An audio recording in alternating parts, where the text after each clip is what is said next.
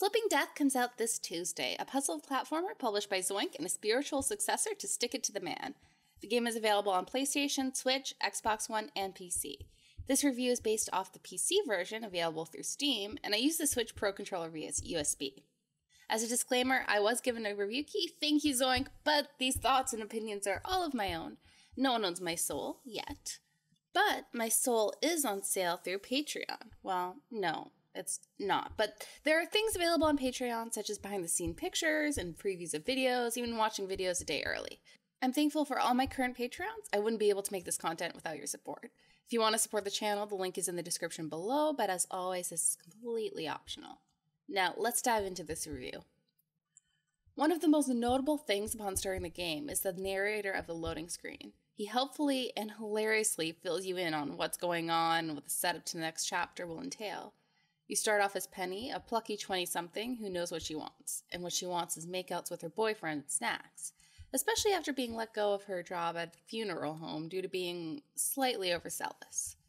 She survives a car crash, but subsequently falls through the floor of a mausoleum and dies. She awakes on the other side where she's mistaken as attempt for death, as she died wearing costume demon horns, and so our story begins.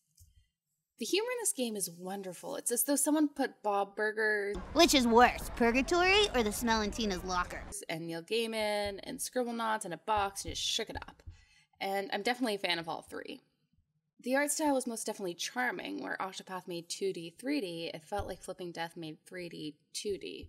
I'm not sure if that makes sense, but hopefully the gameplay footage playing right now will give you an idea as to what I mean by this. Also, for those who complain about the length of Stick to the Man, this game is definitely longer, and the amount of content is worth the price tag. Unless I'm just really bad at this game. I might just be really bad at this game. The gameplay in this is fun and unique. You can throw your scythe and it will teleport you. If you're real slick, you can teleport while the scythe is mid-air to get a boost up rather than just teleporting to a platform. It also helped with traveling faster and I enjoyed it. You have the ability to possess the living once you collect enough material, and while possessing the living, you can read their minds and move them around. This literally flips the world, as the world of the not yet passed on is built on the back of the world of the living, like a set piece that turns around for the next scene. You quite literally pass on to the other side. When you possess a character, they have a unique action they can perform, such as licking and drilling things, and it took me way too long to figure out because sometimes I'm bad at figuring out mechanics. But I think this is literally just me and not the game, but if you have a dumb moment like I did, just keep in mind that everything each person does is usually solve some type of puzzle. I'd recommend just jumping into every body and experimenting and going from there. That sounds weird and slightly promiscuous, but seriously, get inside everyone. There are hints in the menu for how to solve the level, and honestly, I felt this was really needed for myself. Not so much that I wanted to be handheld. It sounds counterintuitive, but I needed hints less and less the further I got into the game. It was like using the hints in the first chapter taught me what kind of logic was needed in this world. And although I don't really want to spoil much, did you ever have an urge to lick a dead frozen body? Well, you better start thinking that way. As well, there's a quick travel option to a person in the level once you possess them previously, and you only have to pay material cost of possessing once, so there's not too much pointless grind, and it rewards you for going into more people. I don't condone trying this in real life. For a story as lighthearted as this, I became surprisingly invested not only in Penny's plight, but all of the characters. It doesn't seem to bother Penny all that much that she's dead, and the other characters in the world seem to go about their business in their own tiny worlds, resistant to interference. If you don't make a character move for a certain amount of time, they'll start walking themselves back to where they were before. Hilariously, Penny can talk to the people, but most people see her as their conscience that they promptly continue ignoring. I feel like this is one of many moments where I was like, this is funny because it's true, damn it. I also love how self-aware this game is and how much good advice Penny actually has. When talking to a person trying to be good at tennis, she brings up how boring practice is, but you're only able to do it because you believe in yourself. If you don't believe in yourself, you won't push through the boringness.